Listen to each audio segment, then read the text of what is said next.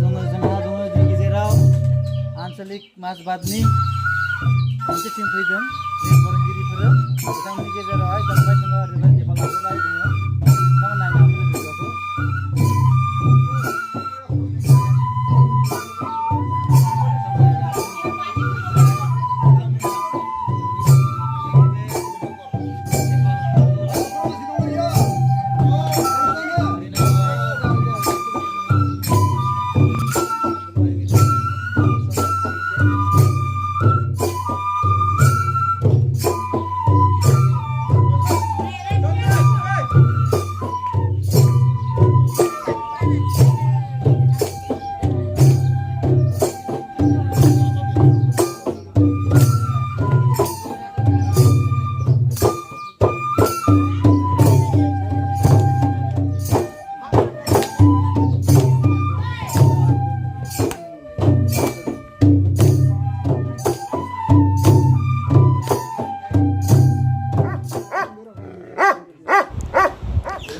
बिथाङा जाबाय नेपालनि हाल्दिबारि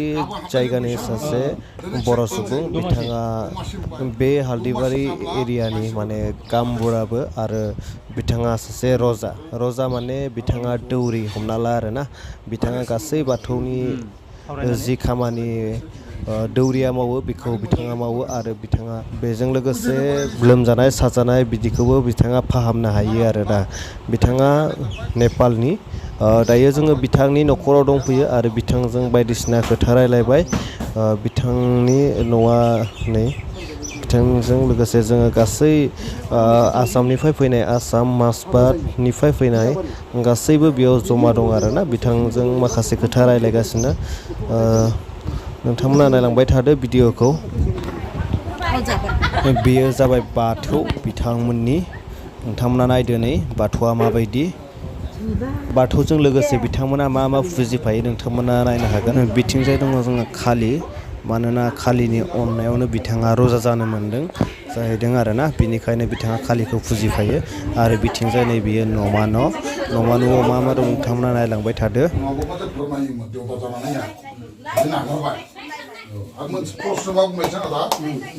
बेखौ माथो बुङो बे खथाखौ माथो बुङो जोंलाय बेखौ माने जोङो इसिं न' होनना बुङो आरो बेहा फुलौदों बेखौ सोंबावनायसै आं आच्छा नैबे बे जोंनि आसन बसन बिमानि बिफानि ओंखाम संना जाग्रासै दाउदा बुंनोसै बेखौ दा बिसोर बाथौ बोराय आइ बाथौनि मा ओंखाम संना जाग्रा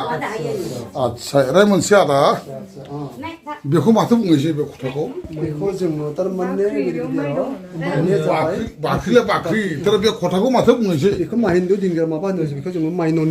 माइन' दिंग्रा माबा खथा दांना बुंसै इसिं अखं खफ्रा होनना बुङो ना माथो बारायगा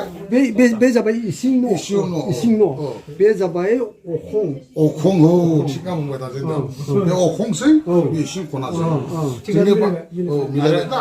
बेनि आन्थोर मारै होनना बुंला बेनि अर्थआ मा होनना बुंला बे न'नि खथानो बे इसिं बे अखंनो मतलब मारै होनना बुंला जोंनि बे बाथौ बोराया जोंना जौबो लोङो भांबो जायो थांगौबो सोंने जौ ओंखाम लांना फैला जोंनि बालखुंग्रिया बेनिफ्राय हाबहोले नों दिनै जौ ओंखाम लांना फैबाय गान्जा सिं सोबना फैबाय नों न'रा हाबनो मोननाय नङा नों बेहा था बेहा उन्दु होननानै बाथौआव बेहा थायो बेहा मानसि थालबो न'आ जाया नों आं उन्दुलाबो न'आ जाया बेखौ अखं होनना बुङोसै बेखौ इसिं खना होनना बुङोसै बालखुंग्रिमा थायोबा उन्दुना मोनथाम खथा थायो इसिं अखं खफ्रा थारमाने इसिं न'आव जोङो बे गोथार बुस्थु बुहुद बेयाव जोङो हमना लादो संनाय खुरनाय किसुमान बेयाव जायो जेनेबा बिसोरनि माबाया दा बे गोथार जागा दै बे गोथार जागा दा बिनिफ्राय मालाबा समाव जोङो जेनेबा दा बुंनाया बिथाङा बुंनाया जेनेबा शिब बोराया दै जेनेबा बाहेरानिफ्राय जायै लोङै फैबाय बे गान्जाबो सोब्बाय भांबो सोब्बाय माबा मोनसे जाबाय लोंबाय आरो बेहा माने कुनु ससानजों कुनु माने गोथार जागाजों कुनु सम्पर्क गैया बेहा एखेबारे माने बे जेनेबा उन्दुलाबायनाय मानसि बे भाङुरा होनो जायखौ भाङुरा होनना बुंदों बेबायदि माने जेनेबा उन्दुना हाद्रि बाला नांना फैयो बेखायनो नोङो बे गोथार जागायाव हाबनो नाङा उन्दु नैबेयाव जोङो जानाय लोंनाय मानसिया बे हाबनो हायो आरो बेयाव जों उन्दुनोबो हायो दै दै दा बेबायदि मोनसे खथा बियो बे खथा आरो दै ओमफ्राय जोङो औ दरकार जायोब्ला जोङो मा समाव भारतबोथिबो थानाय जौफा मिलायगोन मिलायो खालि भाषाबा मारै मोनला जों गोलाव रायलायनोसै जों जाबाय गोख्रै रायलायो दे फैद' दा बिनिफ्राय मा खाय माथुलिनो भांखाय जुब बास हा हा थिगानो आरो बे हनुमान बे आगर जोंनि बाथौ राजानि पारदारमोन बाथौ बोराइनि पारदार बे दा इनावसो बाथौ बोराइया सोरनो दान हरनासो राम नोहाय अमर औ दा थांदो नों रामाखौ सीताखौ खावला औ बेखौ मा दान हरनो राम लोखोनोहाय हेफाजाब खालामनो सिलुरनिफ्राय लाया आं बेखौ बिसोरखौहाय नोङो बेथ' अमर औ अमर अमर तो 4 लाख 4 लाख नङा जायनि 4 लाख बिहारि बे नंगौ जों सिलुरनिफ्राय लाया दे दा जों बुजिजोब्बाय हा दा मात्र नैबे दुमदों नोंथांमोना बे दुमनायनि ओंथिखौ जों सानसेब्लाबो नोंथांनो सोंगोन जों बिदाय लोंसोमो दै बेयाव मा ओंथिया मा दङ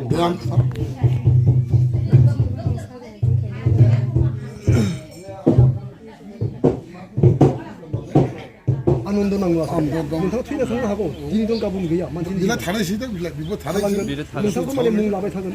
बेफोर खोथाफोरा आरो दै दा बेखायनो जों थांना थानाय समाव आसलथे रावनिबो इनाय मावनो नाङा जों मोजांखौ मावनांगोन सबखौ जों माने गुवार भाबै जेरैबाय उदार फरमेलेन बास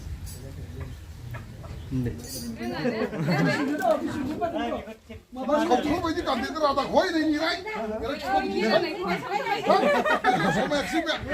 आंसा गाननानै आं सावनानै होना बुंदों नङा बे हामखाबाय आंने दाथ' माइ बाथौनांगौ माइ थांनांगौ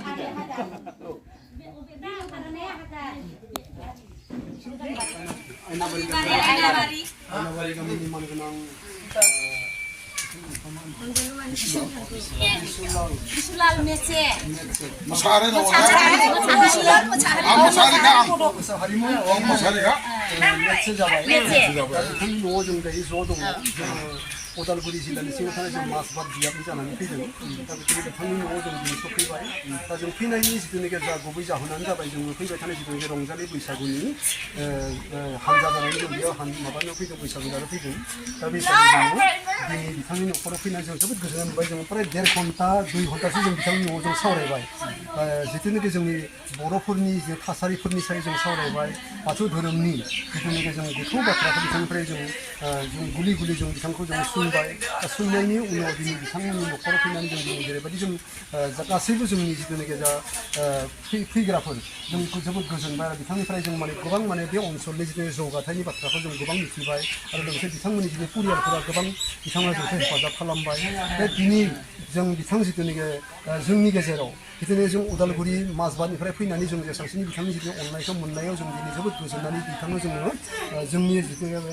बैसागु जानो फैनाय बे हानजानिफ्राय जोङो मासबाद आनसलिक खेराइ करसिं क्लासनिफ्राय जा माखासे दैदेनगिरिफोरा बिथांमोनाबो जोंबो बाहागो लाफैदों दा जों बेखौनो दा जों मासबादिया बाथौ गौथुमनि जानानै जों फैदों दा फैनानै बिथांमोननि जिथुनाखि जा बाथौ सिबिनाय जोंनि माखासे बाथौ सिबिनाय बिनि गेजेराव जोङो सुनानै नायदों जों सुंलायफिननाय गोबां जादों बिनि गेजेराव जों बारा फारागखौ जों नुनो थाङाखै खारन बिथांमोना जाबाय गुबुन हादराव थानाय हिसाबै एसेब्लाबो गोबां समनि जोङो जारिमिनारि माखासे बाथ्राफोर दङ दा बेफोरखौ जों रुजुना नायोब्ला जोंनि गेजेराव बारा गोजान फाराग गैया मात्र एसेल' खायलें खुइलें जानानै दङ बेखौ जोङो फैनानै सानसे समाव जों हयथ' आसामनि बर'फोर आरो लोगोसे नेपालाव थानाय बर'फोर जों गासै बिथिङाव जोङो माने आसारखान्थिनि बेलायाव माने खौसे जानो हागोन बेखौ जोङो आसा खालामदों दा बेखायनो जोङो दिनै बेयाव बाहागो लाफैनायनिफ्राय जों अन्तत बेयाव सप्तासेनि जों बारा थागोन सप्तासेनि जों बेयाव बारा थागोन दा बिथांमोननि गेजेराव बाथौ धोरोमनि बागै जों माबा मोनसे मिथिनो लुबैनाय दङब्ला जों बेखौ माने बेयाव जों मिथिहोनाय जों सोंनाय फिननाय जों लालायबाय थागोन जों बे साननैसो जों थागोन आरो लोगोसे मोसानाय फोरोंनाय हिसाबै जों बाहागो लाफैदों दा बेखायनो बिसु मुसाहारि एबा आथिखालाव बिथाङा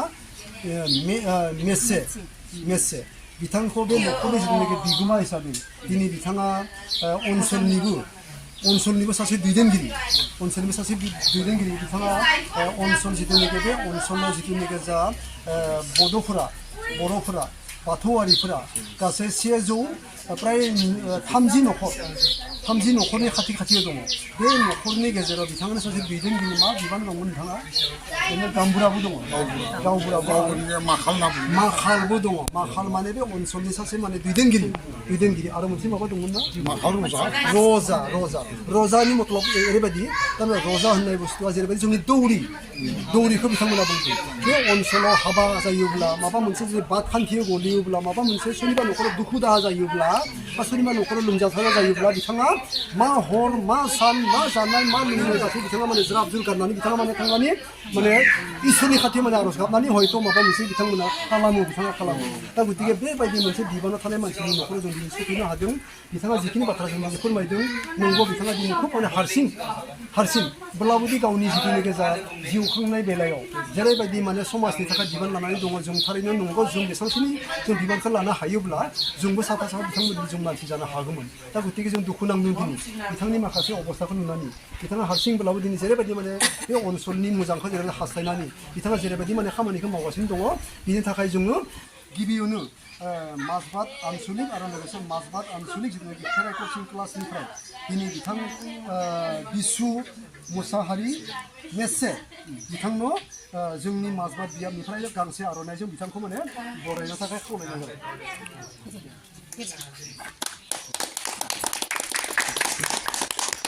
आसा फारिदों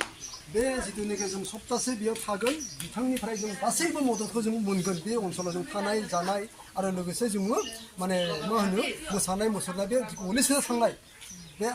आयनाबारि गामिनि जा गोलैसोना थानाय लाइमोन सेंग्रा सिख्ला आरो लोगोसे गासैबो जिथुनाखि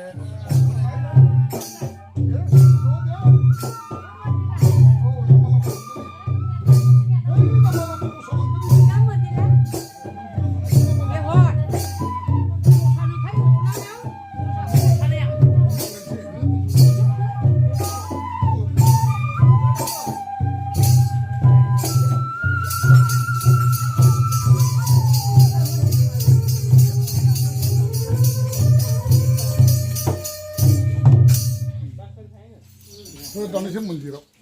मन्दिराव थांनाय जे